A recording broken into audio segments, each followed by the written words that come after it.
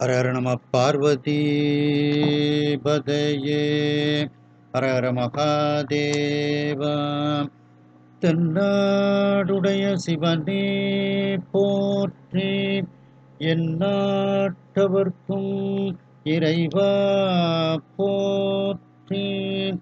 கலைநிறை கணபதிக்கு சரணம் சரணம். திருச்செந்தூர் முருகனுக்கு அரோகரா. தருமபுராதீனம் நட்சத்திர குருமணிகள் ஸ்ரீல ஸ்ரீ குருமகா சன்னிதானம் அவர்கள் பொன்னார் திருவடிகளை மனமொழி மெய்களால் வணங்கி மகிழ்கிறேன். நாம் பெரிய புராண சிந்தனையில் இருக்கின்றோம்.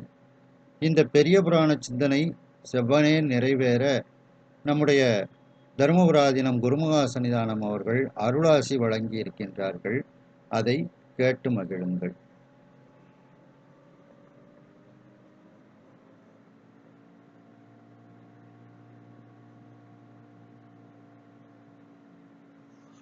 அடியார் பெருமை சொல்லவும் பெரியது. அடியார்களினுடைய வரலாற்றினை விளக்கமாக சொல்ல இருப்பது அறிந்து மகிழ்ச்சி.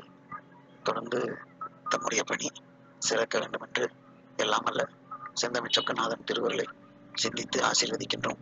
சொல்லுவது அரியன் வழி தோற்றிய தோற்றம் போற்றி, வல்லை வந்தார்லி என்னை வழி தொண்டு கொண்டாய் போற்றி, எல்லையில் இன்ப வெள்ளம் எனக்கு அருள் செய்தாய் போற்றி, தில்லை அம்பலத்துள் ஆடும் சேவடி போற்றி என்னை.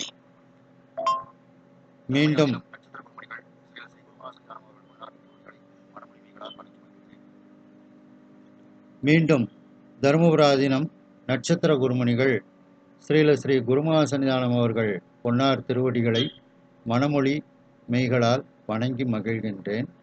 இந்த பெரிய புராண சிந்தனையை செவ்வனே நடத்தி கொண்டிருக்கக்கூடிய விக்கிரமசிங்கபுரத்தில் இருக்கும் சுப்பிரமணியன் ஐயா அவர்கள், அவர்களுடைய துணைவியார் ரேவதி அம்மையார் அவர்களுக்கு வணக்கத்தை தெரிவித்துக் கொள்கின்றேன். இதை கூகுள் மீட்டில் சிறப்பாக நடத்தி கொண்டிருக்கக்கூடிய ஐயா பரமசிவம் நடராஜன் ஐயா அவர்களுக்கு அன்பான வணக்கத்தை தெரிவித்துக் கொள்கின்றேன். மேலும் இதனை கூகுள் மீட்டில் சிறப்பாக நடத்தி கொண்டிருக்கக்கூடிய ஐயா பரமசிவம் நடராஜன் ஐயா அவர்களுக்கு அன்பான வணக்கத்தை தெரிவித்துக் கொள்கின்றேன். மேலும் வந்திருக்கக்கூடிய அனைத்து அன்பர்களுக்கும் எனது பணிவான வணக்கத்தை தெரிவித்துக் கொள்கின்றேன். இன்றைய தினம் நாம் திருவாரூர் திருநகர சிறப்பு என்பதை பற்றி நாம் சிந்தித்து கொண்டு இருக்கின்றோம்.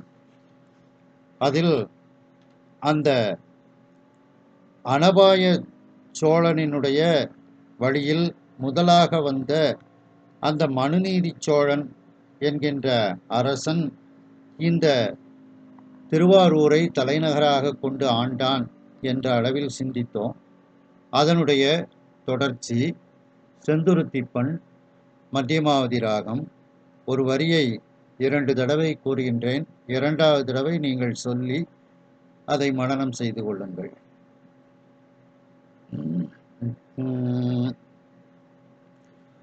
மண்ணில் வாழ்தரு மண்ணுயிர்கட்கெல்லாம், மண்ணில் வாழ்தரு மண்ணுயிர்கட்கெல்லாம், கண்ணும் ஆவியும் ஆம் பெரும் காவலான், கண்ணும் ஆவியுமாம் பெருங்காவலான், விண்ணுளார் மகிழ்வு எய்திட வேள்விகள், விண்ணுளார் மகிழ்வு எய்திட வேள்விகள், எண்ணிலாதனர் மான இயற்றினான், எண்ணிலாதனர் மான இயற்றினான்.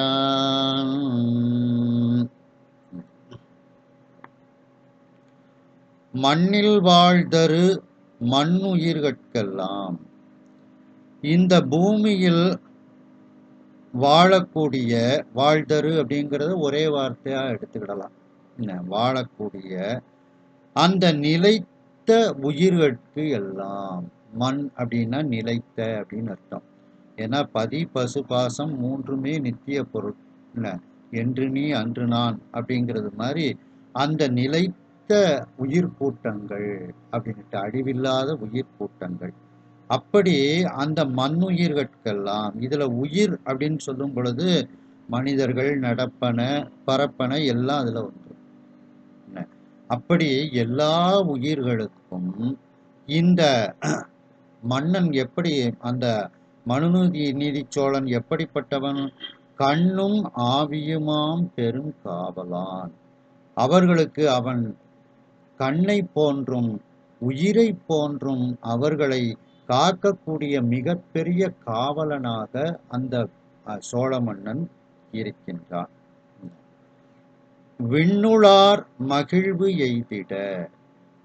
சரி, இந்த பூமியில உள்ளவர்களை மட்டுமல்லாது விண்ணுலகத்தில் உள்ளவர்கள் அவர்களும் மகிழ்ச்சி அடையுமாறு பல வேள்விகள், அவன் எண்ணிலாத பல வேள்விகளை சிறப்பாக செய்தான். மான அப்படின்னா சிறப்பாக அப்படின்னு அர்த்தம். அந்த அரசன் மிகச் சிறப்பாக வேள்விகளை எல்லாம் செய்தான்.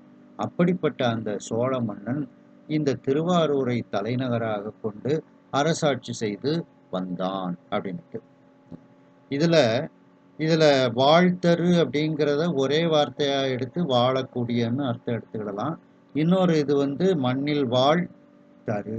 தருன்னா மரம், இங்க கற்பக மரம். அந்த சோழ மன்னன் இந்த மண்ணில் வாழக்கூடிய கற்பக மரத்தை போல தன்னுடைய உயிர் கூட்டங்களுக்கு இருந்தான். கற்பக மரம் கேட்டதெல்லாம் கொடுக்கக்கூடியது. அப்படி கேட்டதெல்லாம் கொடுக்கக்கூடியவனாக அந்த மன்னன் வாழ்ந்தான் அப்படின்னுட்டு ஒரு பொருள் எடுத்துக்கொள்ளலாம். அப்போ அந்த உயிர் கூட்டங்களுக்கு அவன் கண், ஆவி. கண் நமக்கு தெரியக்கூடிய ஒன்று, அதனால அது புறக்காவல். ஆவி தெரியாதது, அது அகக்காவல். அப்படி புறக்காவலாகவும் அகக்காவலாகவும் அந்த பெருங்காவலன் இருந்தான். அதாவது வெளியிலையும் நல்லா காப்பாற்றினான், அவர்களுடைய உள்ளம் செம்மை அடைவதற்காகவும் அவன் நன்கு காப்பாற்றினான் அப்படின்ட்டு, அந்த பசி பட்டினி இல்லாம அவன் காப்பாற்றினான். அந்த உயிர் கூட்டங்களை அவன் இறை வழிபாட்டில் செலுத்தக்கூடிய ஒரு காவலனாகவும் அவன் இருந்தான். அதான் அகக்காவல். சரி, எண்ணிலாதன அப்படின்னா அளவற்ற அப்படின்னு ஒரு அர்த்தம் உண்டு. இன்னொரு இது எண் பிளஸ் நிலாதன அப்படின்னு அதற்கு பிரிச்சு பொருள் கொண்டோம் அப்படின்னா, எண்ணுதல் அப்படின்னா நினைத்தல், பயன் கருதி செய்யக்கூடியது. அப்படி அந்த சோழ மன்னன் நிறைய வேள்விகள் செய்தான். அதற்கு பலாபலன் எதிர்பார்க்காமல் அவன் செய்தான். எண் நிலாதன, எண்ணிய பயனை கருதாது அந்த வேள்விகளை எல்லாம் அந்த விண்ணில் இருக்கக்கூடியவர்கள் மகிழ்ச்சி அடையுமாறு சிறப்பாக அவன் செய்தான். அப்படிங்கிறதுக்கு அந்த எண்ணிலாதங்கிறதுக்கு அளவற்றன்னு ஒரு அர்த்தம், பயன் கருதாது செய்தல் அப்படிங்கிறதும் ஒரு அர்த்தம். ரெண்டு அர்த்தமாக எடுத்துக்கொள்ளலாம். அடுத்த பாட்டு. கொற்ற ஆழி குவலயம் சூழ்ந்திட. கொற்ற ஆழி குவலயம் சூழ்ந்திட சுற்று மன்னர் திரை கடை சூழ்ந்திட. சுற்று மன்னர் திரை கடை சூழ்ந்திட. செற்றம் நீக்கிய செம்மையின்மை மனு. செற்றம் நீக்கிய செம்மையின்மை மனு. பெற்ற நீதியும் தன் பெயர் ஆக்கினான். பெற்ற நீதியும் தன் பெயர் ஆக்கினான். கொற்ற ஆழி குவலயம் சூழ்ந்திட. அவனுடைய அந்த வெற்றி பொருந்திய கொற்ற அப்படின்னா வெற்றி பொருந்திய, ஆழி அப்படின்னா சக்கரம், ஆணை சக்கரம். அந்த ஆணை சக்கரமானது உலகம் முழுவதும் சூழ்ந்து இருக்கிறது. குவலயம்னா உலகம், உலகம் முழுவதும் அவனுடைய ஆணைக்கு கட்டுப்பட்டு இயங்குகிறது. சுற்று மன்னர், அவனை சுற்றிலும் உள்ள அந்த சிறு மன்னர்கள் அவர்கள் எல்லோரும் திரை கடை சூழ்ந்திட, அவர்கள் செலுத்தக்கூடிய அந்த கப்பம், திரைனா கப்பம், அந்த கப்பங்கள் எல்லாம் அந்த அவனுடைய கடைவாசலில் சூழ்ந்து இருக்கிறது. அப்ப சுற்றிலும் இருக்கக்கூடிய மன்னர்கள் அனைவரும் இவனுடைய ஆணைக்கு கட்டுப்பட்டு அவர்கள் எல்லோரும் இருக்கின்றார்கள். அவர்களை இம்மன்னன் வெற்றி கொண்டு தன்னுடைய ஆணைக்கு கீழ் கொண்டு வந்திருக்கின்றான். சில மன்னர்கள் நட்பு பாராட்டி இவனோடு இருப்பார்கள். ஆனாலும் அவர்கள் அந்த அரசனுக்கு கப்பம் கட்டி கொண்டு அவர்கள் இருக்கின்றார்கள். அந்த கப்பங்களெல்லாம், அந்த பரிசு பொருட்களெல்லாம் அந்த மன்னனினுடைய கடைவாசலில் அவைகள் வைக்கப்பட்டு இருக்கின்றது. செற்றம் நீக்கிய செம்மையின், கோபம் நீங்கிய ஒரு செம்மைத்தன்மையோடு அந்த அரசன் இருக்கின்றான். மெய் மனு, உண்மையான அந்த ஆதி மனு மன்னன் பெற்ற நீதியும், அவன் மூலம் பெற்ற அந்த நீதியையும் தன்னுடைய பெயராக அவன் சேர்த்து வைத்து கொண்டான். அதாவது மனுங்கிறது அந்த மன்னன் பேரு, நீதி அவன் வகுத்த நீதி, அதை ரெண்டை சேர்த்து மனுநீதி சோழன் அப்படின்னுட்டு தன்னுடைய பெயரை அவன் ஆக்கி கொண்டான்.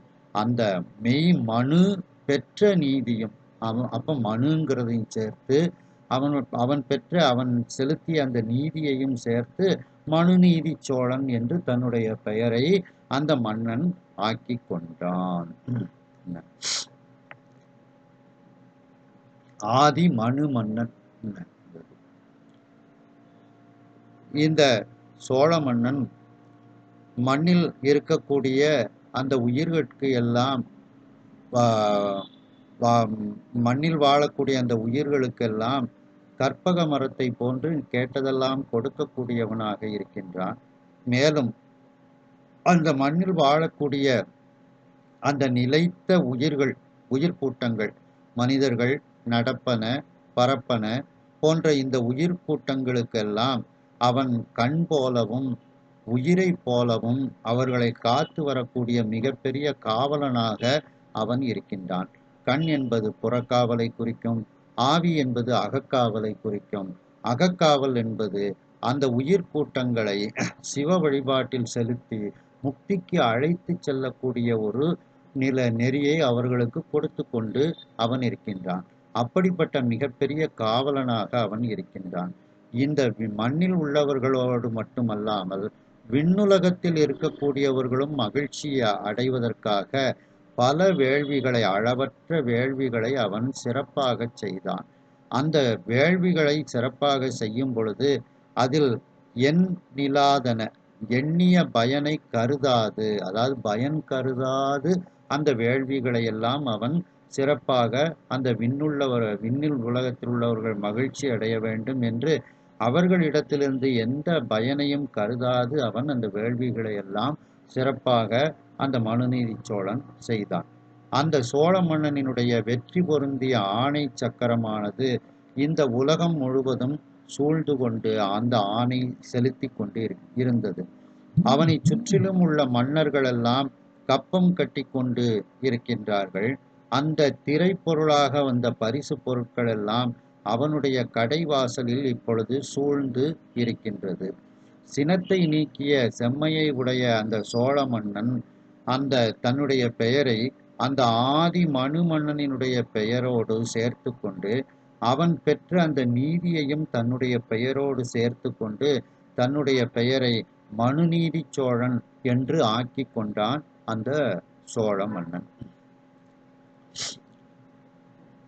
பொங்கு மாமரை புற்றிடம் கொண்டவர், பொங்கு மாமரை புற்றிடம் கொண்டவர் எங்கும் ஆகி இருந்தவர் பூசனைக்கு எங்கும் ஆகி இருந்தவர் பூசனைக்கு அங்கண் வேண்டும் நிபந்தம் ஆராய்ந்துள்ளான் அங்கண் வேண்டும் நிபந்தம் ஆராய்ந்துள்ளான் துங்க ஆகமம் சொன்ன முறைமையார் துங்க ஆகமம் சொன்ன முறைமையார்.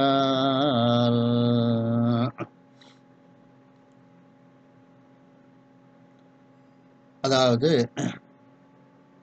பொங்கு மாமரை மேன்மேலும் பொங்கிக் கொண்டு வளரக்கூடிய அந்த மிகப்பெரிய வேதங்கள், அந்த வேதங்களே தனக்கு இருப்பிடமாக கொண்டவன் அந்த சிவபெருமான். அந்த வேதங்கள் எல்லாம் வழிபடக்கூடிய இறைவனாக அந்த புற்றிடம் கொண்ட ஈசன் இருக்கின்றார். வன்மீகநாதர் என்ற அந்த திருவாரூர் பெருமான் அந்த புற்றை இடமாக கொண்டு அவர் இருக்கின்றார். அந்த பெருமான் இந்த புற்றை மட்டுமா இடமாக கொண்டு இருந்தான்? இந்த வேதத்தை மட்டுமா இடமாக கொண்டு இருந்தான்? அவன் எங்கும் நீக்கமர நிறைந்தவனாக, அங்கிங்கெனாதபடி எங்கும் நீக்கமர நிறைந்த பரிபூரணனாக அவன் இருக்கக்கூடியவன். அதான் எங்கும் ஆகி இருந்தவர். அப்படிப்பட்ட அந்த சிவபெருமானினுடைய பூசனைக்கு அவரை பூஜை செய்வதற்கு அங்கண் வேண்டும். அந்த இடத்தில் பூஜை செய்யக்கூடிய இடத்தில் என்ன என்ன தேவைகளோ அந்த நிபந்தங்களை எல்லாம் அந்த பொருட்களை எல்லாம் ஆராய்ந்து அதை ஏற்படுத்தினான். எதை அடிப்படையாக வைத்து ஆராய்ந்து ஏற்படுத்தினான்? துங்க ஆகமம் சொன்ன முறைமையால். துங்க அப்படின்னா தூய்மையான அர்த்தம். அந்த தூய ஆகமம் என்ன முறைமைகளை எடுத்து சொல்கிறதோ அந்த முறையை கடைபிடித்து அந்த திருவாரூர் பெருமானுக்கு பூஜைக்கு தேவையான அந்த பொருட்களை எல்லாம் கொடுக்கக்கூடிய அந்த நிபந்தங்கள், அந்த கட்டளைகளை எல்லாம் ஆராய்ந்து ஆராய்ந்து அவற்றை ஏற்படுத்தினான் அந்த சோழ மன்னன். நிபந்தம்னா கட்டளை. அந்த பொருட்கள் இப்போ ஒரு டெய்லி பூவெல்லாம் இந்த மாதிரி பூக்களெல்லாம் சுவாமிக்கு வேணும்னு சொன்னோன்னா அதற்கு ஒரு நந்தவனத்தை அவன் இடத்த கொடுத்து இதில் இந்த பூவெல்லாம் பயிரிட்டு அதுக்கு ஒரு வேலையாட்களை கொடுத்து அந்த கட்டளையை அவங்களுக்கு ஒரு சம்பளம் இதெல்லாம் இது போன்ற ஒரு கட்டளைகளை ஏற்படுத்தி விடுவான். அதில் வளரக்கூடிய பூவை டெய்லி பறித்து அவங்க கொண்டு போய் சுவாமிக்கு கொடுக்கணும். இப்படிப்பட்ட அதெல்லாம் ஆராய்ந்து ஆராய்ந்து அந்த ஆகமங்கள் சொன்ன அந்த முறையை ஆராய்ந்து ஆராய்ந்து சுவாமி பூஜைக்கு இதெல்லாம் வேணும் அப்படிங்கிறத ஏற்படுத்தினான் அந்த சோழ மன்னன். அதில் 3 நித்தியம், நைமித்திகம், காமியம் அப்படின்னுட்டு. அது இன்னும் எப்படி வரும்? நித்தம், நித்தியம், நித்தியாங்கம், நைமித்தியம், நைமித்தியாங்கம், காமியம், காமியாங்கம் அப்படின்னுட்டுலாம் அது அந்த ஆகமத்தில் சொல்லப்படும். அந்த முறைமைகளை எல்லாம் ஆய்வு செய்து அந்த சுவாமிக்கு பூஜைக்கு தேவையானதெல்லாம் அவன் ஏற்படுத்தினான்.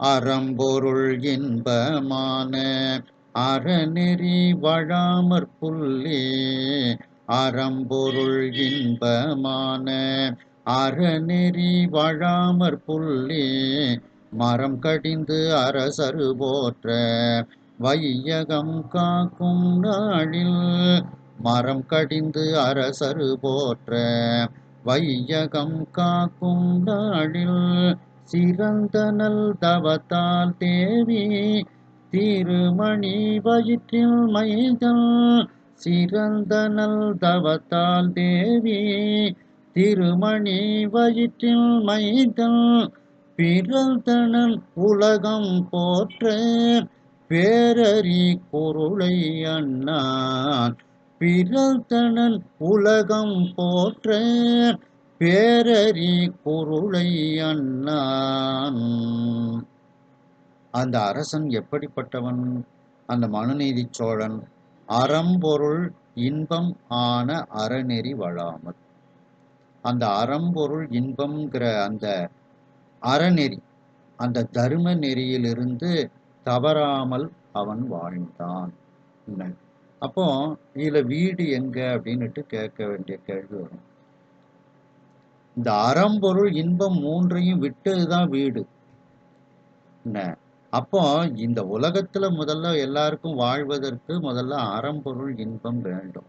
அதனாலதான் அந்த மூன்றை மட்டும் இதுல சொல்லியிருக்கிறாரு. என்ன அப்போ இதையெல்லாம் விடும்போதுதான் அது வீடு நெறியாக அது மாறிவிடும் அப்படின்ட்டு. அப்படி அந்த அறம்பொருள்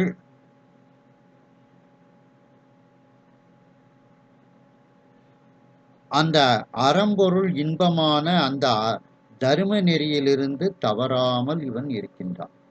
சரி, தவறாமல் இருந்தா மட்டும் போதுமா? அந்த நெறியை தழுவ வேண்டும், தானும் தழுவ வேண்டும். அதான் புள்ளி அப்படின்னா தழுவுதல் அப்படின்னு அர்த்தம். அந்த நெறியை தானும் தழுவிக்கொண்டு மரம் கடிந்து அந்த அறநெறிக்கு மாறானவற்றையெல்லாம் நீக்கி அரசர் போற்ற, அவனை சுற்றி இருக்கக்கூடிய அந்த குறுநில மன்னர்கள் எல்லாம் அவனை போற்றுகிறார்கள். அப்படி வணங்குமாறு இந்த வையகத்தை, இந்த உலகத்தை காத்து கொண்டு வருகின்றான் அந்த சோழ மன்னன். அப்படி காக்கும் நாளில் சிறந்த நல் தவத்தால் அவன் செய்த அந்த சிவ புண்ணியங்கள், சிவ தர்மங்கள், சிவ பூஜைகள், இப்படி அவன் செய்த நல்ல தவத்தின் காரணமாக அவனுடைய மனைவி பட்டத்தரசி அவளுடைய திருமணி வயிற்றில், அந்த அம்மையினுடைய அந்த திருமணி வயிற்றில் ஒரு மைந்தன் பிறந்தான்.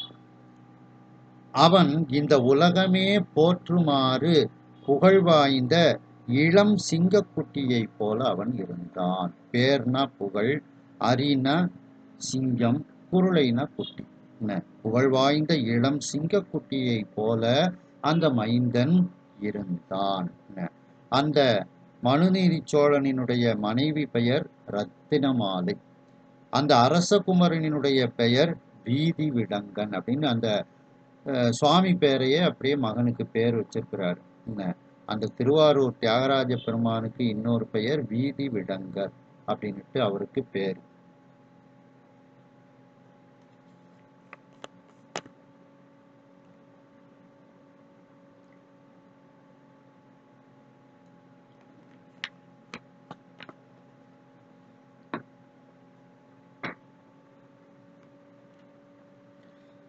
டங்கம் அப்படின்னா ஒளியால் செதுக்கப்படுவதுன்னு அர்த்தம்.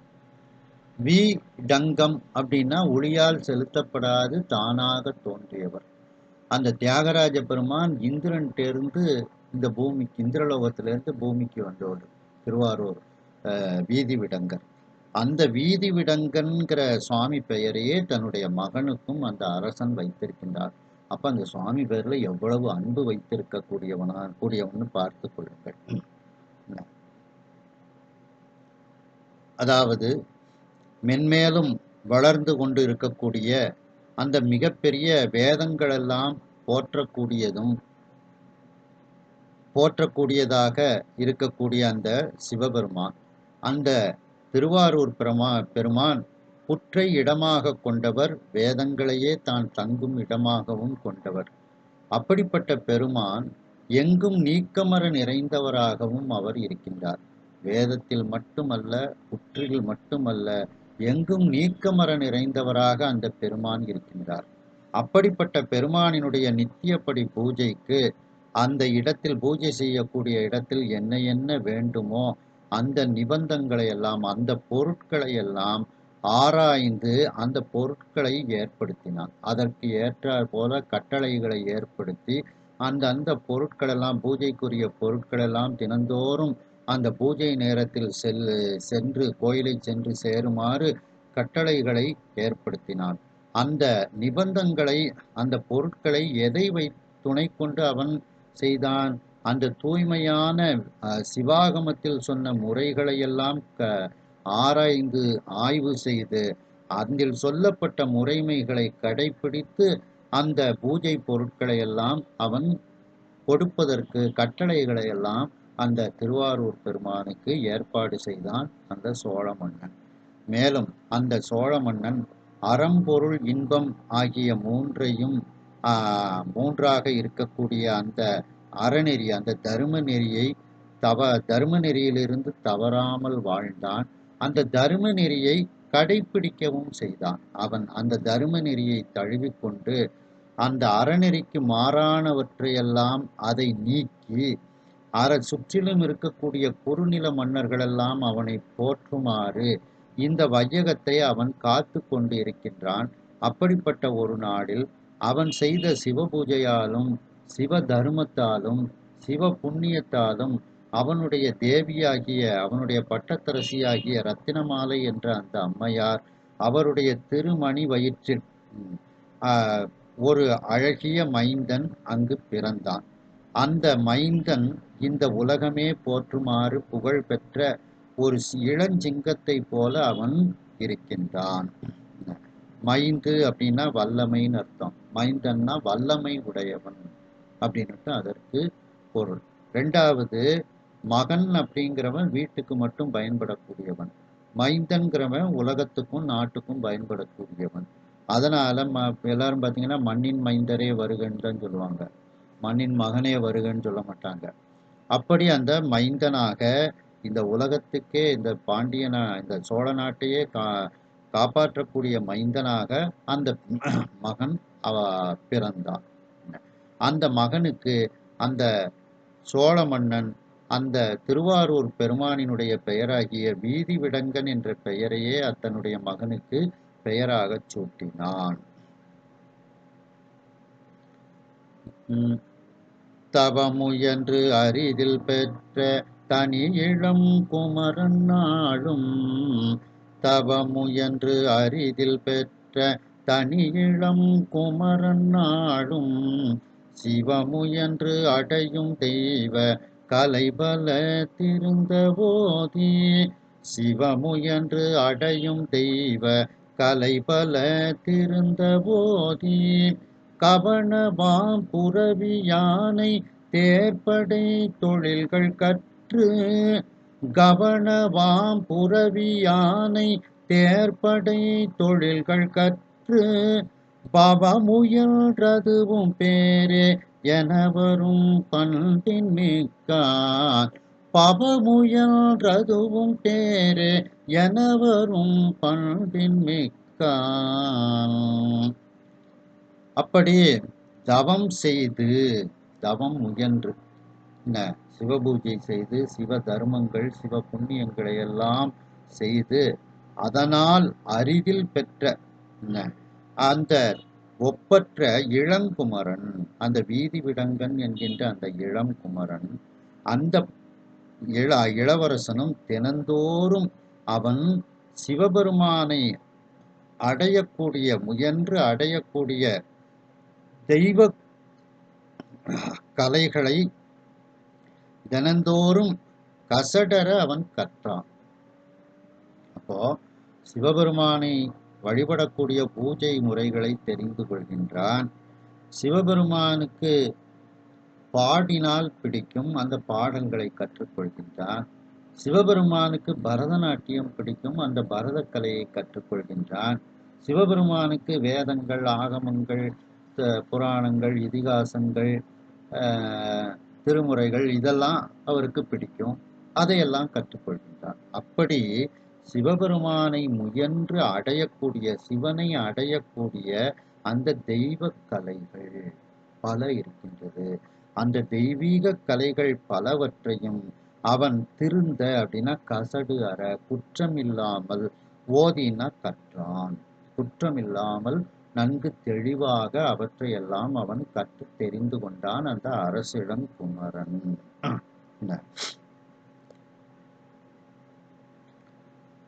அப்போ கற்க எதை படிக்க வேண்டும்? தெய்வக்கலைகள். அதான் கற்கக்கூடியது. அதான் தெய்வக்கலை தான் கற்க. கசடு அற, அந்த கசடு அறதான் திருந்த, அவற்றையெல்லாம் திருத்தமாக அவன் தெரிந்து கொள்கின்றான், படித்து கொள்கின்றான். அதான் கசடு அற. கற்பவை, எதெல்லாம் கற்க வேண்டும்? அந்த தெய்வக்கலைகள். கற்க கசடர கற்பவை. அந்த தெய்வ கலைகள் எல்லாம் தான் நாம படிக்கக்கூடியது. அந்த அவைகளை எல்லாம் அவன் தெளிவாக தெரிந்தான். அப்ப கற்க கசடர கற்பவை, கற்றபின், கற்றதற்கு பிறகு நிற்க அதற்கு தக. கற்றதற்கு பிறகு அவற்றை கடைபிடித்து நாம் நிற்க வேண்டும். அதனாலதான் கடைசி வரியில பார்த்தீங்கன்னா பண்பின் மிக்கான் அப்படின்ட்டு போட்டிருக்காங்க. அப்ப அந்த பண்பின் மிக்கு இருத்தல் தான் அந்த நிற்க அதற்கு தகங்கிற பதத்துக்கு உள்ள பொருள். ஏன்னா அந்த கற்றதை கொண்டு அந்த வழியில் நிற்பதனால் அவன் பண்பின் மிக்கவனாக இருக்கின்றான். அப்படி அந்த திருக்குறளுக்கு இலக்கணமாக இது இருக்கின்றது. மேலும் அவன் தன்னுடைய அந்த அரசிளங்குமரனுக்குன்னு இருக்கக்கூடிய அந்த தொழில்கள் அதையும் அவன் கற்று தேர்கின்றான். கவன வாம்பரி, கூர்மையான அந்த வலிமையான தாவி செல்லக்கூடிய குதிரைகள், யானை, குதிரையை செலுத்துவது, யானையை செலுத்துவது, தேரை செலுத்துவது போன்ற அந்த படைத்தொழில்களை எல்லாம் அவன் கற்றுக்கொள்கின்றான். படைத்தொழில்கள்னா வேற்படை, வார்ப்படை, வேற்படை, வாழ்படை, இப்படிப்பட்ட அந்த படைக்கலங்களை எல்லாம் எப்படி பிரயோகம் பண்ணுவது, அப்படி அந்த படை தொழில்களையும் அவன் கற்று தேர்கின்றான். ஏன்னா ஒரு அரசனுக்கு இவைகளெல்லாம் தெரிந்திருக்க வேண்டும் அல்லவா? அதையும் அவன் தெளிவாக கற்று பவம் முயன்றதுவும் பேரே. இந்த பிறவி எடுத்ததுவே நாம் பெற்ற நல்ல ஒரு பேரு, நல்ல பாக்கியம் என எல்லோரும் சொல்வதற்கு இலக்கணமாக பண்பின் மிக்கவனாக அவன் இருக்கின்றான். பிறவி எடுத்தா அந்த மாதிரி பிறவி எடுக்கணும் அப்படின்ட்டு எல்லோரும் புகழுமாறு அவன் இந்த பிறவி எடுத்ததும் சிறந்த நற்பேரே அப்படின்னு எல்லோரும் சொல்லுமாறு பண்பின் மிக்கவனாக அந்த அரசிளங்குமரன் இருந்து வருகின்றான். அப்போ வாய்த்தது நந்தமக்கு ஈதோர் பிறவி மதித்திடுமின் அப்படின்ட்டு திருமுறைகள்ல சொல்லப்படுது. அதே மாதிரி இறைவனோடு சம்பந்தப்பட்டு அந்த வழிபாடுகள் பூஜைகள் எல்லாம் நாம இருக்கக்கூடிய பிறவி எத்தனை பிறவி தந்தாலும் அந்த பிறவி மீண்டும் பிறக்க பிறக்க ஆசைப்படுகின்றேன் அப்படின்னுட்டு பிறவியே வேண்டாம் அப்படின்னுட்டும் நாவுக்கரசு பெருமான்னு சொல்றாங்க. புனித்த புருவமும் கோவை செவ்வாயில் குமின் சிரிப்பும் பனித்த சடையும் பவழம் போல் மேனியில் பால் வெண்ணீரும் இனித்தமுடைய எடுத்த பொற்பாதமும் காணப்பெற்றால் மனித்த பிறவியும் வேண்டுவதே இந்த மாநிலத்தே.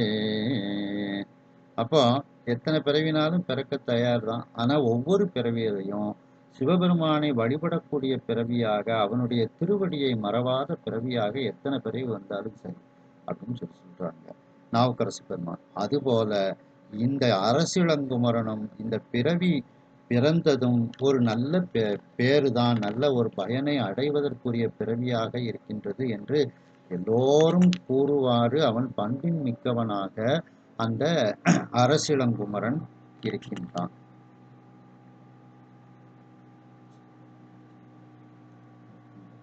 அடுத்த பாட்டு.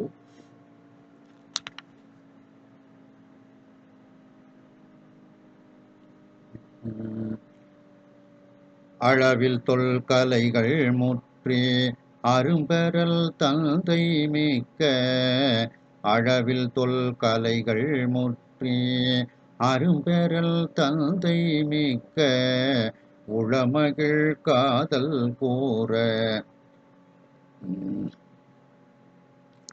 ஓங்கிய குணத்தான் நீடி உளமகிழ் காதல் கூற.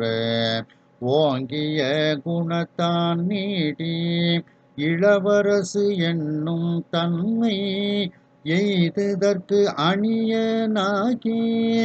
இளவரசு என்னும் தன்மை எய்துதற்கு அணியன் ஆகி. வளரிளம் பரிதி போன்று வாழுநாள் ஒரு நாள் மைந்தன். வளரிளம் பரிதி போன்று வாழுநாள் ஒரு நாள் மைந்தன்.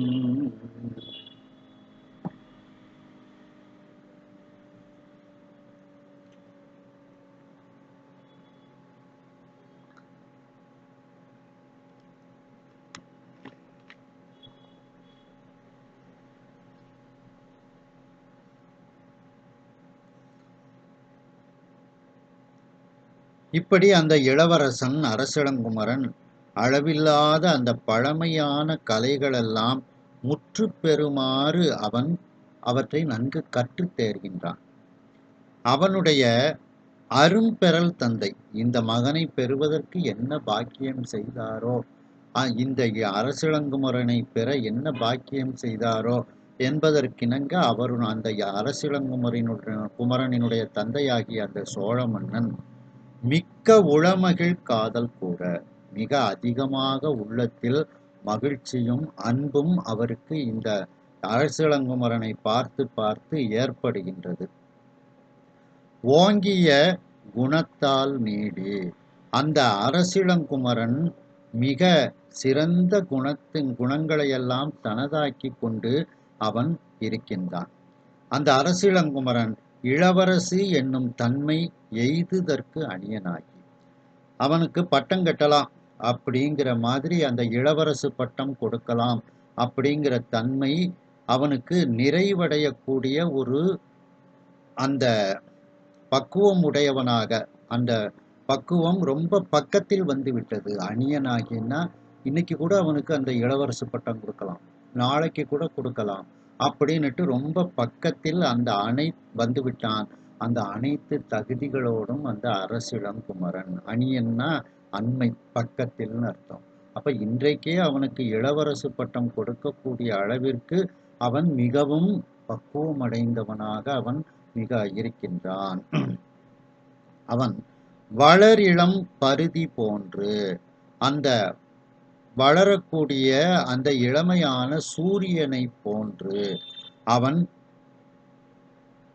வாழக்கூடிய அந்த நாடில் ஒரு நாள் அந்த மைந்தன் ஒரு செயலை செய்தான் அப்படின்னுட்டு அந்த செயல்பாட்டு என்ன அப்படிங்கிறத அடுத்த பாட்டுல வந்து சொல்றாங்க. அப்போ வளரிளம் பருதி, பருதினா சூரியன், இளம் பருதினா இளஞ்சூரியன். வளர் அப்படிங்கிறது வினைத்தொகை, முன்பும் வளர்ந்த இப்பொழுதும் வளர்கின்ற இன்னும் வளரும் சோழ நாடு. அப்படிப்பட்ட அந்த வளர்கின்ற வளரும் இளம் சூரியன், அந்த சூரியனை போன்று அவன் வாழ்ந்து கொண்டிருக்கின்றான். அப்படிப்பட்ட ஒரு நாளில் அந்த மைந்தன் ஒரு செயலை செய்கின்றான் அப்படின்ட்டு. அப்போ அரும்பெறல் தந்தை, இவன் தந்தை எண்ணோற்றான் கொல் அப்படின்னுட்டு எல்லாரும் சொல்லணுமா. இந்த குழந்தையை பெறுவதற்கு என்ன நோன்பு இவன் செய்தானோ, என்ன தவத்தை செய்தானோ அப்படின்னுட்டு எல்லாரும் சொல்ல வேண்டும் அப்படின்னுட்டு அந்த திருவள்ளுவ நாயனார் சொல்கின்றார்கள். இவன் தந்தை எண்ணோற்றான் கொல், அதுதான் அந்த அரும்பெறல் தந்தை. அதுபோல அந்த சோழ மன்னன் மிகப்பெரிய ஒரு தவம் செய்ததனால் இந்த அரசிளங்குமரன் அவருக்கு மகனாக கிடைத்தான். இவ்வாறு சிவபூஜையும் சிவ புண்ணியம் சிவ தர்மங்களையெல்லாம் மிகவும் முயற்சி செய்ததனால் அந்த சோழ மன்னன் மிக அரிதாக ஒரு இளங்குமரனை அவன் பெற்றெடுத்தான்.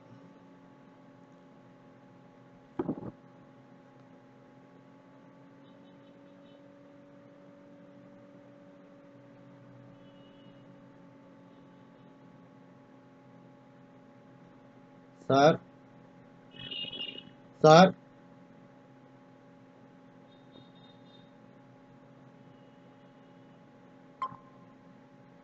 சார் இதில் இந்த டெம்பரேச்சர் ரொம்ப லோவாக போயிட்டு நான் இதை பேசி முடிச்சிருந்தேன். நீங்கள் இதை கட் பண்ணிடுங்க.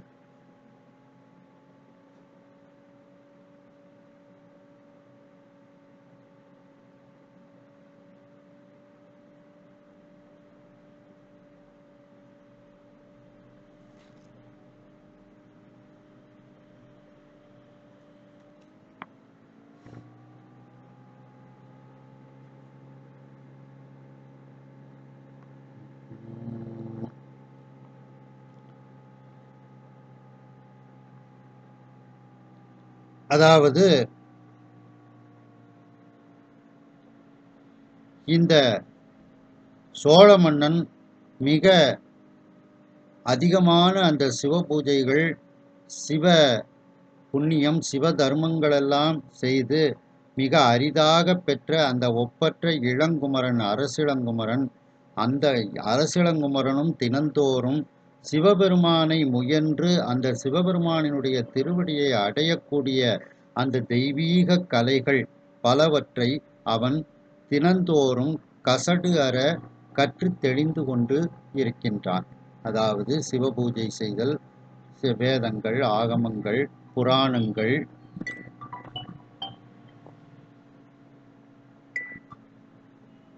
சார் இதில் இந்த கொஞ்சம் பிரச்சனையாக இருக்குது. இப்போ ஃபோனில் அந்த டெம்பரேச்சர் லோ அப்படின்ட்டு வந்துட்டு இது ரொம்ப சூடாகிட்டு நீங்கள் ஆஃப் பண்ணுங்கன்னு வந்துட்டு நான் இது இன்னொரு அரை மணி நேரம் நான் பேசி முடிச்சிருக்கேன். கட் பண்ணியிருக்கேன். இல்லை இதில் கட் பண்ணியிருக்கேன். இது உங்களுக்கு அரை மணி நேரம் தான் நானே பேசி முடிச்சிருக்கேன். கட் பண்ணிடுங்க. அடுத்த கிளாஸில் பார்ப்போம். என் செல்லு ரொம்ப ஓவர் ஹீட் ஆகிடுச்சு.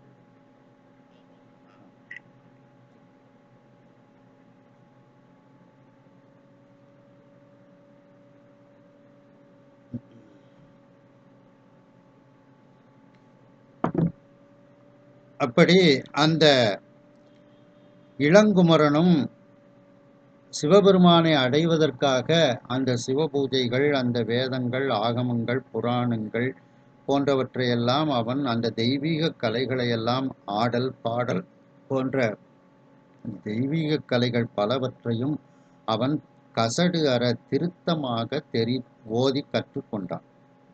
மேலும் அந்த அரசனுக்கு உரிய தொழில்களாகிய வலிமையான கூர்மையான அந்த தாவிச் செல்லக்கூடிய குதிரை ஏற்றம், அந்த யானை ஏற்றம், தேரை செலுத்துதல், அந்த வேற்படை, வாழ்படை, வில்படை போன்ற அந்த படைத்தொழில்கள் இவற்றையும் அவன் கற்று அந்த அரசிளங்குமரனுக்கு தேவையான அந்த தொழில்களையும் கற்று அவன் சிறந்தவனாக இருக்கின்றான். இந்த பிறவியை அவன் பெற்றதே ஒரு நல்ல பேறுதான் என்று எல்லோரும் கூறுமாறு அவன் பண்பின் மிக்கவனாக அந்த அரசிளங்குமரன் இருந்து வருகின்றான். இப்படி அளவில்லாத அந்த பழமையான கலைகள் அனைத்தையும் முற்றிலும் அவன் தெரிந்து கொண்டு அந்த அரசிளங்குமரன் இருக்கின்றான். இவனை பெறுவதே பெரிய பாக்கியம் என்று அந்த அரசிளங்குமரனை பெற்ற அந்த சோழ மன்னன், அரும்பெறல் தந்தையாகிய அந்த சோழ மன்னன் இந்த அரசிளங்குமரனை பார்த்து மிகவும் அவனுடைய உள்ளம் மகிழ்ச்சியும் அன்பும் மிகுகிறது. அப்படி ஓங்கிய குணத்தை உடையவனாக இந்த இளவரசன் இருக்கின்றான். மேலும் இவன் மிகவும் நெருங்கிய ஒரு காலகட்டமாக இளவரசு என்னும் பட்டம் பெறுவதற்குரிய நெருங்கிய காலகட்டத்தில் அவன் இருக்கின்றான். இன்றைக்கு கூட அவனுக்கு இளவரசு பட்டம் கட்டிவிடலாம் என்ற அளவில் அவன் அந்த இளவரசனுக்குரிய எல்லா தகுதிகளையும் பெற்று அவன் இருக்கின்றான். மேலும் அவன் அந்த வளர்கின்ற வளரக்கூடிய இளம் சூரியனைப் போல அவன் வாழ்ந்து வருகின்றான். அப்படிப்பட்ட ஒரு நாளில் அந்த மைந்தனுக்கு ஏற்பட்ட ஒரு நிகழ்வை இப்பொழுது கூற இருக்கின்றேன் என்று சேக்கிழார் கூறுகின்றார்.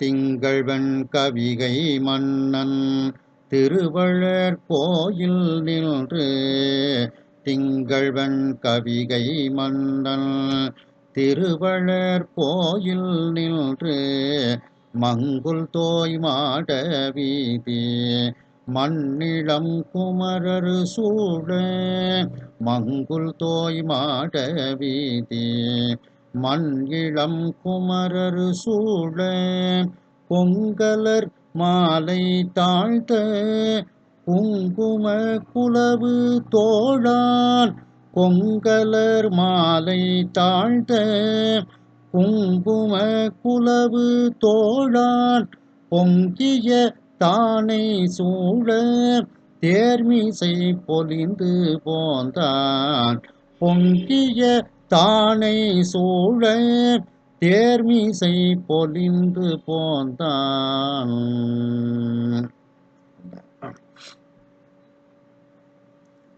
திங்கள் வெண் கவிகை மன்னன். அந்த சந்திரனை போன்ற குளிர்ச்சி பொருந்திய வெண்கொற்ற குடை, கவிகைனா குடைன்னு அர்த்தம். அந்த வெண்கொற்ற குடையை உடைய மன்னனாகிய அந்த சோழ மன்னன். அந்த சோழ மன்னனினுடைய திருவளர் கோயில் நின்று அந்த மன்னனினுடைய அந்த செல்வங்கள் வளர்ந்து கொண்டே இருக்கக்கூடிய அந்த அரண்மனை, அந்த அரண்மனை கோயில்னா திருவளர் கோயில்னா அரண்மனைன்னு அர்த்தம். நேர்மையான அரசனினுடைய ஒரு அரண்மனை கோயில் என்று சொல்லப்படும்.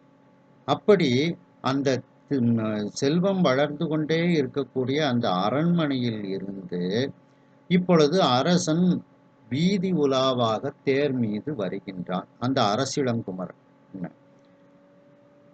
மங்குல் தோய் மாட வீதி, மேகங்கள் எல்லாம் வந்து தங்கக்கூடிய அளவுக்கு உயர்ந்த மாடங்களை உடைய அந்த வீதிகள், அந்த அரச வீதி. அந்த அரச வீதியில் மண்ணிளம் குமரர் சூழ மற்ற அந்த அரச குமாரர்களெல்லாம் இந்த வீதி விடங்கன் என்ற அந்த சோழ இளவரசனை சூழ்ந்து கொண்டு வருகின்றார்கள். இந்த அரசிளங்குமரன் எப்படி இருக்கின்றான்?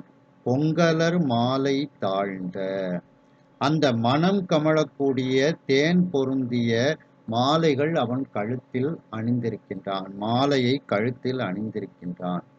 குங்கும குளவு தோழான், அந்த கலவை சந்தனத்தை பூசிய, குலவுன பூசிய தோள்களை உடையவனாக இருக்கின்றான். பொங்கிய தானை சூழ, அவனை சுற்றிலும் மற்ற படைகளெல்லாம், இந்த 4 விதமான படைகள் அவைகளெல்லாம் வருகின்றது. அந்த தானை சூழ தேர்மிசை பொலிந்து போந்தான். தேரின் மீது அமர்ந்து பொலிவோடு அந்த வீதி உலாவாக அவன் அந்த தேரில் சுற்றி வருகின்றான் அந்த அரசிளங்குமரன். அப்போ ஏற்கனவே இந்த சோழ நாட்டில் மற்ற மன்னர்களினுடைய அந்த கப்பங்கள் எல்லாம் அங்கே குவிந்து இருக்கின்றது அப்படின்னு பார்த்தோம். அப்போ மற்ற நாட்டில் உள்ள அரசிளங்குமரர்களும் இந்த சோழ மன்னனினுடைய சோழ நாட்டு இளவரசனோடு நட்பு பாராட்டி அவர்களும் இங்கே வந்திருக்கின்றார்கள். அந்த மற்ற அரசிளங்குமரர்களும் சூழ இந்த சோழ நாட்டு அரசிளங்குமரன் வீதி உலாவாக தேர் மீது அவன் வருகின்றான் அப்படின்ட்டு இதுல சொல்லப்படுகிறது.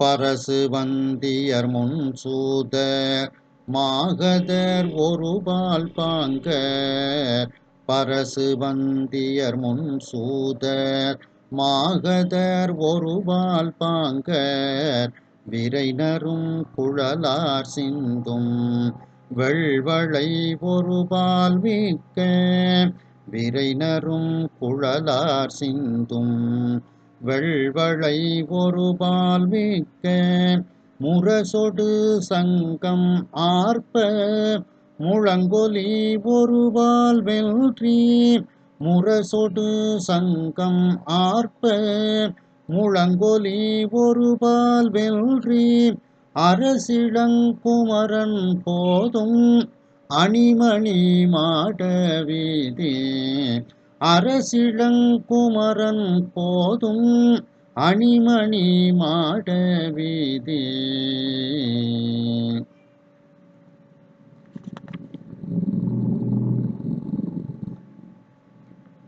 பரசு வந்தியர் அப்படின்னா புகழை பாடி, அரசனினுடைய புகழை பாடி வந்திப்பவர்கள். அவர்கள் அங்கே ஒரு பக்கத்தில் நிற்கின்றார்கள். சூதர் அப்படின்னா கட்டியம் கூறுவோர். என்ன, அரசர் வருகிறார் அப்படின்னுட்டு சொல்லி பராக் பராக்னு சொல்லக்கூடிய அந்த கட்டியம் கூறுவோர்கள், அவர்களுக்கு பேர் சூதர்னு பேர். மாகதர் அப்படின்னா அரசனினுடைய வீரத்தை அவ்வப்போது நடந்த வீரச் செயல்களை எல்லாம் பாட்டாக பாடி பாடக்கூடியவர்கள், அவர்களுக்கு பேர் மாகதர்னு பேர். இப்படி இவர்களெல்லாம் ஒரு பக்கத்தில் அவர்கள் நின்று கொண்டு இருக்கின்றார்கள். என்ன, பரசு வந்தியர் முன் ஒருபால், சூதர் ஒருபால், மாகதர் ஒருபால், பாங்கர் பக்கத்தில். அப்படின்னா இப்ப எல்லாரும் பக்கத்துல நின்று கொண்டு அவரவர்களுக்குரிய பணியை செய்கின்றார்கள். ஏன்னா இந்த அரசிளங்குமரன் தேர்ல வீதி உலா வருகின்றான். வீதி உலா வரும்போது இந்த புகழை பாடி வந்திப்பவர்கள் அவர்கள் பாடிக்கொண்டு வருகின்றார்கள். சூதர்கள் கட்டியம் கூறிக்கொண்டு வருகின்றார்கள். மாகதர்கள் அரசனினுடைய வீரத்தை பாடிக்கொண்டு ஒவ்வொரு பக்கமும், இரண்டு பக்கமும் அவர்கள் அந்த தேரினுடைய இரண்டு பக்கமும் வந்து கொண்டு இருக்கின்றார்கள்.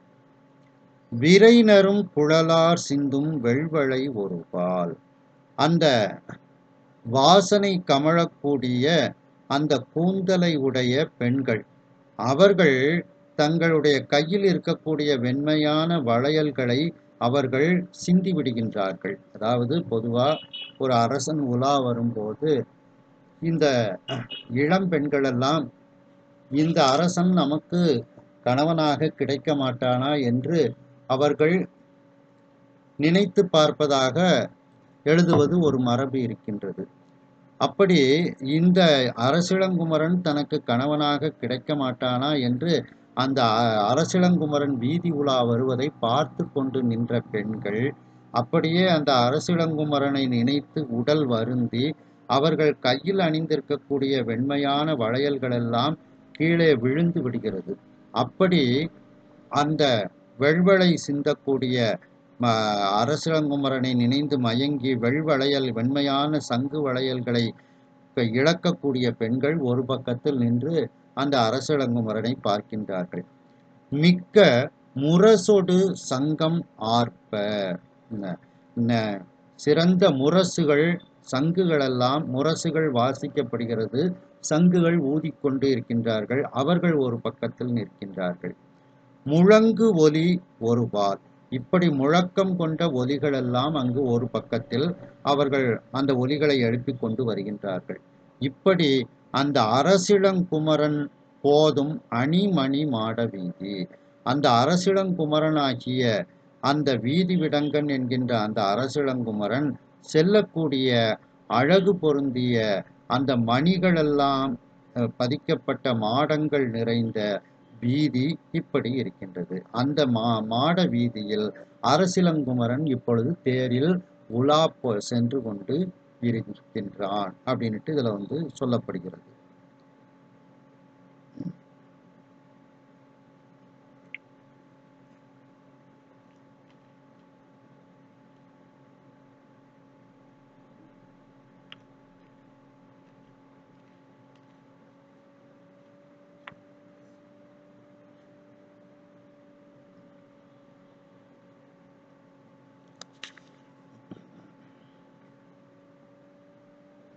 அதாவது சந்திரனை போன்ற குளிர்ச்சி பொருந்திய அந்த வெண்கொற்ற குடையை உடைய சோழ மன்னனினுடைய, அந்த மனுநீதி சோழனினுடைய அந்த செல்வச் செழிப்பு வளரக்கூடிய அந்த அரண்மனையிலிருந்து அந்த அரசிளங்குமரன், வீதி விடங்கனாகிய அந்த அரசிளங்குமரன் தேரின் மீது இருந்து இப்பொழுது வீதி உலா வருகின்றான். அவ்வாறு வரும்போது யாரெல்லாம் எப்படி இருக்கின்றார்கள் என்று சொல்லப்படுகிறது. அந்த மேகங்கள் வந்து தவழக்கூடிய மிகப்பெரிய மாடங்களை உடைய அந்த வீதிகளில் அந்த அரசனோடு மற்ற நாட்டு, அந்த சோழ மன்னனுக்கு திரை செலுத்தக்கூடிய மற்ற நாட்டு இளம் குமரர்களெல்லாம் இந்த சோழ அரசிளங்குமரனை சூழ்ந்து கொண்டு வருகின்றார்கள். இந்த வீதி விடங்கராகிய அந்த அரசிளங்குமரன் தேன் பொருந்திய மனம் வீசக்கூடிய மாலைகளை கழுத்தில் அணிந்திருக்கின்றான் இந்த அரசிளங்குமரன். மேலும் அந்த குங்கும கலவை சந்தனத்தை எல்லாம் அவருடைய அந்த அரசிளங்குமரன் தன்னுடைய தோளில் பூசி இருக்கின்றான். அந்த அரசிளங்குமரனை சுற்றிலும் அந்த அதிகமான படைகளெல்லாம் தானைகளெல்லாம் சூழ்ந்து வருகிறது. 4 விதமான படைகளும் சூழ்ந்து வருகிறது. இவ்வாறு அந்த தேரின் மீது பொலிவோடு வீதி உலா வருகின்றான் அந்த அரசிளங்குமரன், சோழ நாட்டு அரசிளங்குமரன். அந்த அரசிளங்குமரன் வரக்கூடிய அந்த வீதியில் அந்த சோழ நாட்டு மன்னனினுடைய புகழை பாடி வந்திப்பவர்கள் ஒரு பக்கத்தில் அவர்கள் பாடிக்கொண்டு வருகின்றார்கள். கட்டியம் கூறக்கூடியவர்களாகிய சூதர்கள் கட்டியம் கூறிக்கொண்டு ஒரு பக்கத்தில் வருகின்றார்கள். அரசனினுடைய வீரத்தை பாடல்களாக பாடிக்கொண்டு இருக்கக்கூடிய மாகதர் என்பவர்கள் ஒரு பக்கத்தில் பாடிக்கொண்டு வந்து கொண்டிருக்கின்றார்கள். அந்த அரசனை வீதியிலிருந்து அன்போடு பார்க்கக்கூடிய அந்த இளம் பெண்களெல்லாம் இந்த அரசிளங்குமரன் நமக்கு கணவனாக கிடைக்க மாட்டானா என்று நினைத்து அந்த வாசனை மிகுந்த கூந்தலை உடைய மாலைகளை சூடிய கூந்தலை உடைய பெண்கள் எல்லோரும் தங்களுடைய கைகளில் அணிந்திருக்கக்கூடிய வெண்மையான சங்கு வளையல்கள் எல்லாம் கீழே விழுமாறு அவர்களுடைய உடல் மெலிந்து அவர்கள் அன்பு வயப்படுகின்றார்கள். அந்த பெண்களெல்லாம் இந்த அரசிளங்குமரனை பார்த்து அங்கு முரசுகளெல்லாம் வாசித்து கொண்டு வரப்படுகிறது. சங்குகளெல்லாம் ஊதப்பட்டு வருகின்றது. இப்படிப்பட்ட முழக்கமான ஒலி எல்லா இடத்திலும் அந்த அரசன் வரக்கூடிய இடங்களில் ஒவ்வொரு பக்கத்தில் வாசித்து கொண்டே வருகின்றார்கள். இவ்வாறு அந்த அரசிளங்குமரன் செல்லக்கூடிய அந்த அழகிய மணிகள் பதிக்கப்பட்ட மாடங்களை உடைய வீதியில் அந்த அரசிளங்குமரன் இவ்வாறு வீதி உலா சென்று கொண்டு இருக்கின்றார். தனி பெரும் தருமம் தான்வோர் தயாயின்றி தானை மன்னன். தனி பெரும் தருமம் தான்வோர் தயாயின்றி தானை மன்னன். பணிப்பில் சிந்தையினில் உண்மை பான்மை சோதித்தால் என்ன. பணிப்பில் சிந்தையினில் உண்மை பான்மை சோதித்தால் என்ன. மணித்தர்தன் வரவு காணா வண்ணமோர் வண்ணம் நல்லான். மணித்தர்தன் வரவு காணா வண்ணமோர் வண்ணம் நல் ஆண். புனிற்றிளம் கன்று துள்ளி போந்ததம் அருகினூடே. புனிற்றிளம் கன்று துள்ளி போந்ததம் அருகினூடே. அந்த ஒப்பற்ற அந்த சிவதர்மம், அந்த மிகப்பெரிய அறக்கடவுள் தர்மம்னா அந்த அறக்கடவுள், அவருக்கு சிறிது கூட தயவு என்பது இல்லாதவாறு இந்த மன்னனை சோதிப்பதற்காக வந்தது போல இந்த நிகழ்வு அமைந்திருக்கின்றது அப்படின்னு சொல்லப்படுகிறது. அப்ப அறக்கடவுள் அப்படின்னா அவருக்கு தயவுங்கிறது இருக்கணும். ஆனா இப்ப இந்த நடந்த நிகழ்ச்சிகளை பார்க்கும் பொழுது அந்த அறக்கடவுள் அவர்கிட்ட கொஞ்சமும் ஒரு தயவுங்கிறது இல்லாதபடிக்கு இந்த நிகழ்ச்சி நடந்ததோ அப்படின்னு என்ன தோன்றுகிறது அப்படிங்கிறாப்ல. இன்றி தானை மன்னன், அந்த படைபலம் மிக்க சோழ மன்னனினுடைய பணிப்பில் சிந்தையினில், பணிப்பில்னா நடுங்காத அப்படின்னு அர்த்தம். அந்த பணியின் காரணமாக நடுக்கம் ஏற்படும். அப்ப பணிப்புயில் அப்படின்னா நடுங்காத அப்படின்னு அர்த்தம். எந்த துன்பத்தையும் கண்டு அந்த நடுங்காத சிந்தையை உடைய அந்த சோழ மன்னன், அந்த சோழ மன்னனினுடைய சிந்தையினில் உண்மைத்தன்மை எப்படி இருக்கிறது, அவருடைய சிந்தையினுடைய உண்மைத்தன்மை எப்படி இருக்கின்றது என்பதை சோதிப்பது போல அறக்கடவுள் சிறிதளவு கூட தயவு என்பது இல்லாமல் இப்படி ஒரு சோதனையை அந்த சோழ மன்னன் மீது செய்கின்றான். என்ன சோதனை? எவ்வளவு பேர் அந்த அரசிளங்குமரனை சுத்தி வந்துகிட்டு இருக்காங்க. என்ன அரசிளங்குமரர்கள் வருகின்றார்கள், 4 விதமான படைகள் வருகிறது, படை வீரர்கள் வருகின்றார்கள். பரசுவந்தியர், சூதர், மாகதர் இவர்களெல்லாம் வந்து கொண்டிருக்கின்றார்கள். முரசு, சங்கு போன்றவைகளெல்லாம் வாசிக்க, அந்த இசைக்கருவிகள் வாசித்து கொண்டிருக்கக்கூடியவர்கள்லாம் வந்துகிட்டு இருக்காங்க. இவ்வளவு பேர் கண்ணையும் மறைத்து கொண்டு ஒரு அந்த இளம் கன்று அந்த தேருக்கு பக்கத்துல போகுது அப்படின்ட்டு அது வந்து எல்லார் கண்ணையும் மறைத்து போனதாக சொல்லப்படுகிறது. மனிதர் தன் வரவு காணா, அங்கு இருக்கக்கூடிய மனிதர்கள் வந்து அந்த இளங்கன்றினுடைய வரவை காண முடியாதவாறு, வண்ணமோர் வண்ணம் மிகவும் பேரழகு காணா வண்ணம் அவர்களெல்லாம் காண முடியாதவாறு, ஓர் வண்ணம் ஒப்பற்ற ஒரு அழகு மிகுந்த வண்ணம். இந்த 2வது வண்ணம் வந்து அழகு மிகுந்த, ஓர்னா ஒப்பற்ற, அந்த ஒப்பற்ற அழகு மிகுந்த நல் ஆண் நல்ல அந்த பசுமாடு ஈன்ற இளம் கன்று, புனிற்றிளம் கன்று.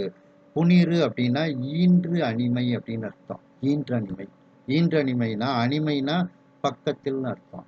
இப்போ அது குட்டி போட்டு கொஞ்ச நாள் தான் இருக்கும் அப்படிங்கிற மாதிரி, ரொம்ப ஒரு 10 நாள் 15 நாள் இருக்கும் அப்படிங்கிற ஒரு குறுகிய காலகட்டத்தில் குட்டியை ஈன்றது அப்படிங்கிற ஒரு அந்த இளங்கன்று. அதான் புனிற்றிளம் கன்றுனா ஈன்று அடிமை. சிறிய காலத்தில் ஈன்றதுன்னா ரொம்ப அது குட்டி போட்டு ஒரு 10 நாள் தான் இருக்கும் அப்படிங்கிற மாதிரி ஒரு காலகட்டம் முன்ன. அப்படி அந்த கன்றானது இப்பொழுது ஈன்ற அந்த ஒரு சிறிய காலகட்டத்தில் ஈன்ற அந்த கன்றானது அது நடந்து போனாலும் எல்லார் கண்ணுக்கும் தெரிஞ்சிருக்கும், கொஞ்சம் ஓடி போனாலும் எல்லார் கண்ணுக்கும் தெரிஞ்சிருக்கும், பிடிச்சிருப்பாங்க. நடந்து போனாலும் பிடிச்சிருப்பாங்க, கொஞ்சம் வேகமா ஓடி போனாலும் பிடிச்சிருப்பாங்க. ஆனால் அந்த கன்று எல்லார் கண்களையும் மறைக்குமாறு துள்ளி துள்ளி போச்சான். என்ன துள்ளி போன்றது அருகினூரே, அந்த தெருவுக்குள், அந்த அரசன் உலா வரக்கூடிய அந்த தெருவுக்குள் அந்த கன்றானது துள்ளி துள்ளி போனதுனால யாராலும் பிடிக்க முடியல. நடந்து போனா பிடிச்சிருப்பாங்க, ஓடி போனாலும் பிடிச்சிருப்பாங்க. துள்ளி துள்ளி அது வேகமா அந்த குழந்தைத்தன்மையோட போனதுனால யாராலையும் அதை பிடிக்க முடியல அந்த கன்றை அப்படின்னுட்டு அந்த நிகழ்வை கூறுகின்றார்.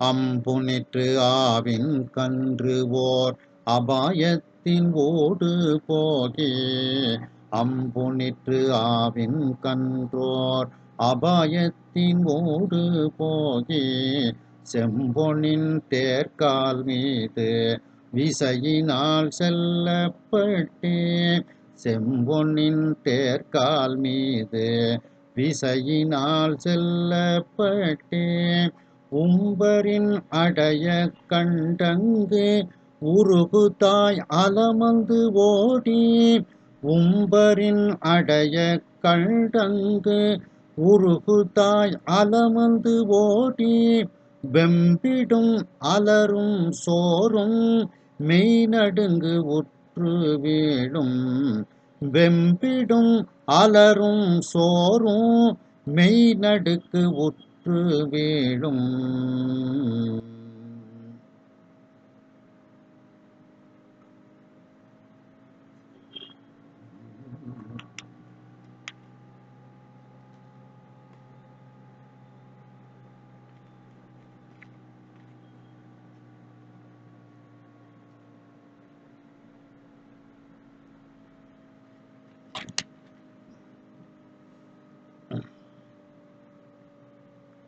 அந்த அழகிய இப்பொழுது ஈன்ற அந்த கன்றின், அந்த பசுமாட்டினுடைய கன்றானது இப்பொழுது ஒரு அபாயத்துக்கு ஊடே அது சென்று விடுகிறது.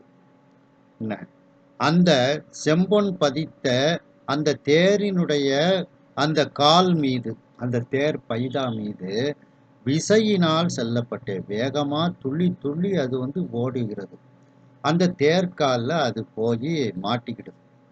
என்ன, விசையினால் செல்லப்பட்டு, என்ன விசையினால் அப்படின்னா யாராலையும் பிடிக்க முடியல, அப்படி துள்ளி துள்ளி போகுதாம். என்ன, பிடிக்க முடிஞ்சாதான் எல்லாரும் எப்படியாவது போய் பிடிச்சிருவாங்களே என்ன அப்படின்ட்டு.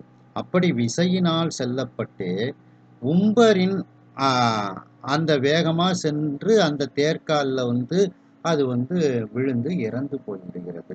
அந்த இறந்து போகுதல் அப்படிங்கிறத மங்களமா ஒரு வார்த்தையை போடுறாரு. உம்பரின் அடைய, விண்ணுலகத்தை அந்த கன்று பசுங்கன்று அடைய அடைய அப்படின்னா இறந்து போய்விடுகிறது. அடைய கண்டங்கு, அதை பார்த்தவுடன் அங்கு பக்கத்தில் நின்று இருக்கக்கூடிய அந்த கன்றினுடைய தாய் பசு ஆனது அப்படியே உருகுகிறது. உருகு தாய் அலமந்து ஓடி, ஐயோ இப்படி நடந்து விட்டதே என்று அந்த தாய் பசுவானது அலமந்து அந்த குட்டியை நோக்கி ஓடுகிறது. வெம்பிடும், அப்படியே வெம்புகிறது, மனம் வெம்புகிறது, அலறுகிறது, துன்பத்தை கண்டு அலறுகிறது, சோர்வடைகிறது. அதனுடைய உடம்பானது நடுக்கம் அடைந்து அப்படியே அந்த குட்டியை பார்த்து அந்த பசு தாய் பசு கீழே விழுந்து விடுகிறது.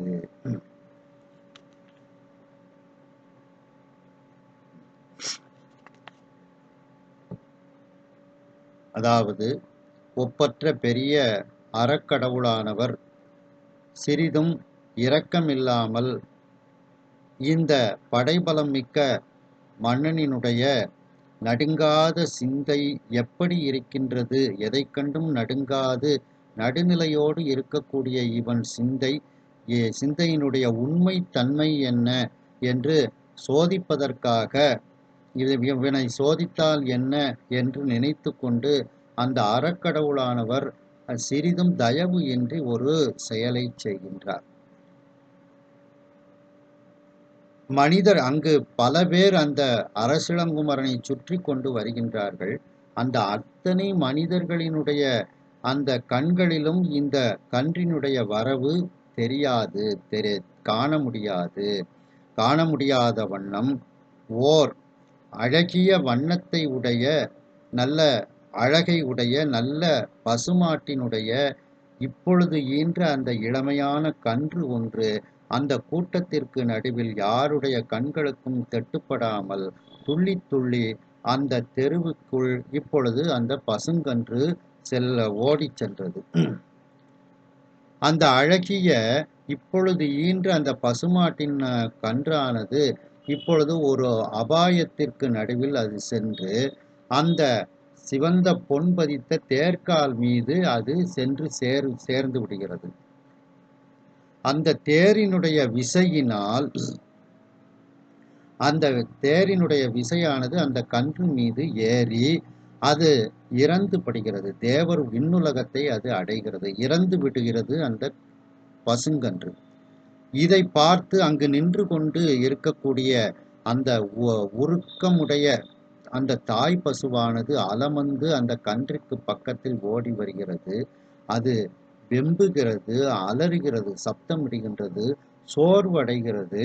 அந்த பசுமாடினுடைய உடம்பு ஆனது நடுக்கமடைந்து இந்த தன்னுடைய கன்றினுடைய நிலைமையை பார்த்து அப்படியே மயங்கி கீழே விழுந்து விடுகிறது அந்த பசுமாடு.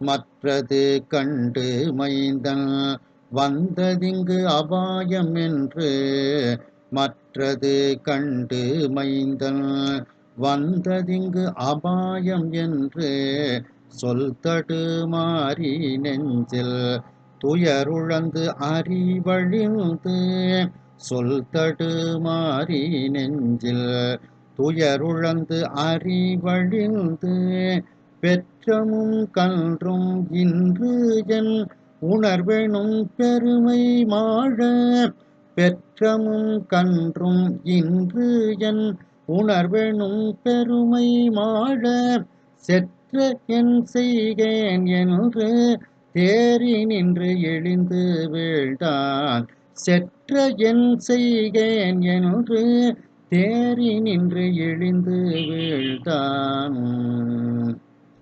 மற்று அது கண்டு மைந்தன்.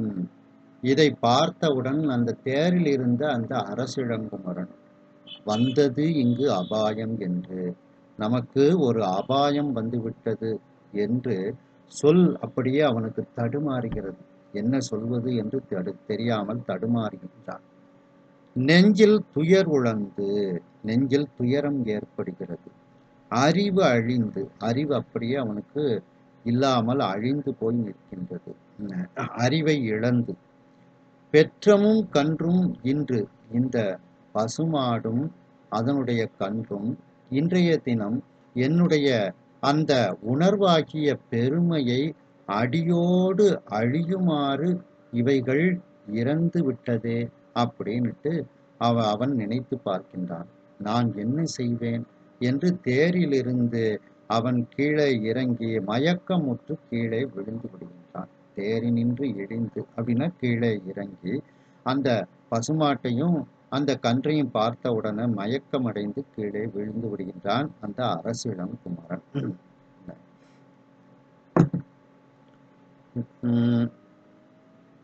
அலறு பேர் ஆவை நோக்கி ஆருயிர் பதைத்து சோறும், அலறு பேராவை நோக்கி ஆருயிர் பதைத்து சோறும், நிலமிசை கன்றை நோக்கி நெடிதுயிர்த்து இறங்கி நிற்கும், நிலமிசை கன்றை நோக்கி நெடிதுயிர்த்து இறங்கி நிற்கும், மலர்தலை உலகம் காக்கும் மனுவெனும் என் கோமானுக்கு, மலர்தலை உலகம் காக்கும் மனு எனும் என் கோமானுக்கு, உலகில் இப்பழி வந்தெய்த பிறந்தவா ஒருவன் என்பான், உலகில் இப்பழி வந்தெய்த பிறந்தவா ஒருவன் என்பான்.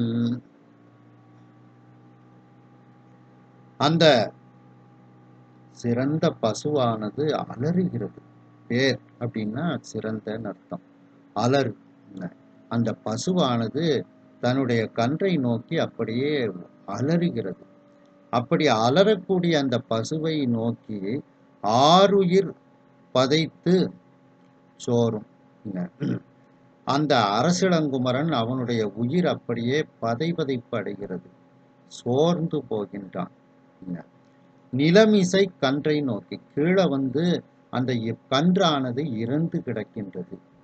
அதை பார்த்து அப்படியே பெருமூச்சு விடுகின்றான் அந்த அரசிளங்குமரன். நெடிது உயிர்த்து இறங்கி நிற்கும் அந்த பசுமாட்டை பார்த்தும் அவன் இறக்கப்பட்டு, அந்த பசுங்கன்றை பார்த்தும் அவன் இறக்கப்பட்டு நிற்கின்றான். அப்போ அந்த பசு வந்து கத்திக்கிட்டு இருக்கு, அலறிக்கொண்டு இருக்கிறது. அதை பார்த்தும் இந்த அரசிளங்குமரன் அப்படியே வேதனைப்படுகின்றான்.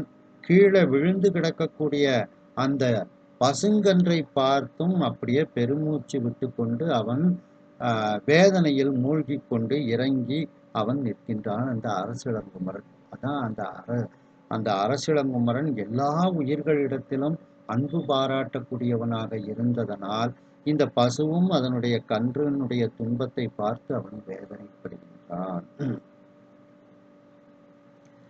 மலர் தலை உலகம் காக்கும், மலர் தலைனா விரிந்த, இந்த விரிந்த உலகத்தை காக்கும் மனு எனும் அந்த மனுநீதி சோழன் என்கின்ற என்னுடைய அரசனுக்கு, கோமானுக்கு அப்படின்னா கோமான அரசன், என்னுடைய அரசனுக்கு இந்த உலகத்தில் இப்படிப்பட்ட ஒரு பழி வந்து சேருமாறு நான் அவனுக்கு மகனாக இப்படி பிறந்து விட்டேனே அப்படின்னுட்டு தன்னை நினைத்து அவன் வேதனைப்படுகின்றான். எங்க அப்பாவுக்கு இப்படி ஒரு இழுக்கு வருமாறு, ஒரு பழி வருமாறு நான் அவனுக்கு, அந்த அரசனுக்கு மகனாக வந்து பிறந்து விட்டேனே அப்படின்னுட்டு தன்னை நினைந்து அந்த அரசிளங்குமரன் வேதனைப்படுகின்றான். நான் ஏன் எங்க அப்பாவுக்கு மகனாக பிறந்தேன், இப்படி எங்க அப்பாவுக்கு ஒரு பழி வரக்கூடிய செயலை செய்து விட்டேனே அப்படின்னுட்டு அந்த அரசிளங்குமரன் வேதனைப்படுகின்றான்.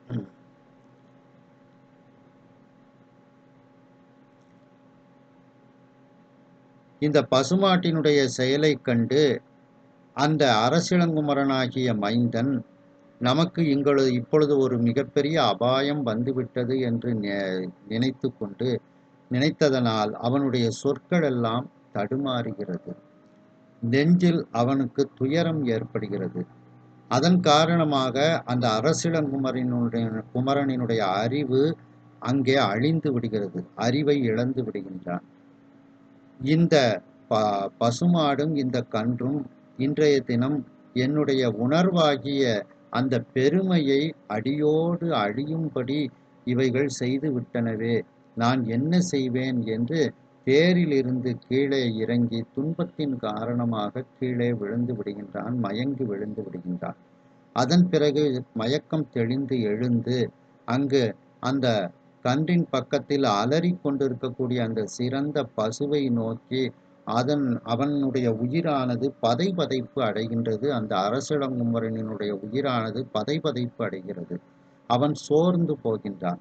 உடனே அந்த பூமியில் இறந்து கிடக்கக்கூடிய பசுங்கன்றை நோக்கி பார்த்து பெருமூச்சு விட்டு கொண்டு அந்த பசுங்கன்றையும் நினைத்து அவன் மிகவும் இரக்கப்பட்டு கொண்டு வேதனைப்பட்டு கொண்டு அந்த அரசிளங்குமரன் நிற்கின்றான்.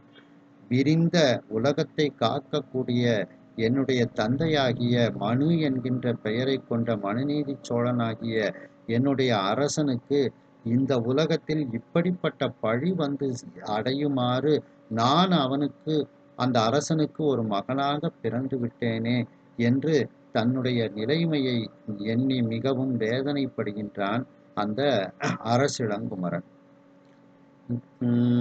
வந்த இப்பழியை மாற்றும் வகையினை மறைநூல் வாய்மை, வந்த இப்பழியை மாற்றும் வகையினை மறைநூல் வாய்மை, அந்தணர் விதித்த ஆற்றால் ஆற்றுவது அறமே ஆகில், அந்தணர் விதித்த ஆற்றால் ஆற்றுவது அறமே ஆகில், எந்த ஈது அறியா முன்னம் இயற்றுவன் என்று மைதல், எந்த ஈது அறியா முன்னம் இயற்றுவன் என்று மைதல், சிந்தைவன் துயரம் தீர்ப்பான் திருமறையவர் முன் சென்றான், சிந்தைவன் துயரம் தீர்ப்பான் திருமறையவர் முன் சென்றான்.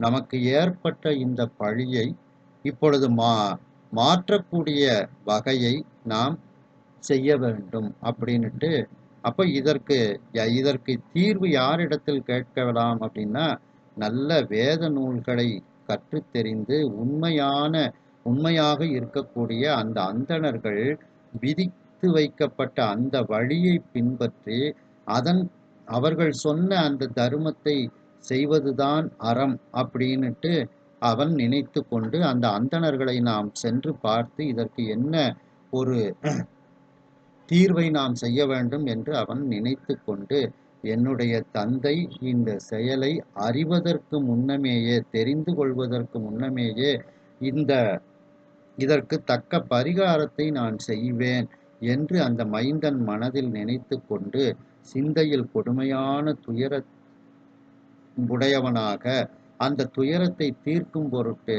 அந்த உயர்ந்த அந்தணர்கள் முன்பு அந்த அரசிளங்குமரன் இப்பொழுது செல்கின்றான். இப்படிப்பட்ட ஒரு நிகழ்ச்சி நடந்துவிட்டது. இதற்கு என்ன தீர்வு, இதற்கு என்ன பரிகாரம் நான் செய்ய வேண்டும் என்று அந்த அந்தணர்களிடத்தில் நான் கேட்டு அதை போல் நடப்பேன், அவர்கள் சொல்லக்கூடிய அறத்தின்படி நான் நடப்பேன் என்று அந்த அரசிளங்குமரன் நினைத்து உடனே அந்த அந்தணர்கள் முன்னிலையில் அவன் செல்கின்றான் என்று இந்த அளவில் இந்த சிந்தனையை நிறைவு செய்து மீண்டும் அடுத்த சிந்தனையில் இதனை நாம் தொடர்வோம். ஹரஹர நம பார்வதி பதையே, ஹரஹர மகாதேவா, வெற்றிவேல் முருகனுக்கு அரோகரா.